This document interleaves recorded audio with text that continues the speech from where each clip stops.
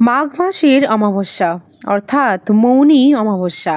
এবছর 29শে জানুয়ারি অর্থাৎ আগামীকাল মৌনী অমাবস্যা পালিত হবে। হিন্দু পঞ্জিকা অনুযায়ী মাঘ মাসের অমাবস্যা তিথি শুরু হচ্ছে 28 জানুয়ারি অর্থাৎ আজ সন্ধ্যা 7:37 থেকে। পরের দিন 29শে জানুয়ারি সন্ধ্যা 6:05 এই তিথি সমাপ্ত হবে। উদয় তিথি অনুযায়ী 29শে জানুয়ারি এই অমাবস্যা তিথি অর্থাৎ মৌনী অমাবস্যা পালিত হবে।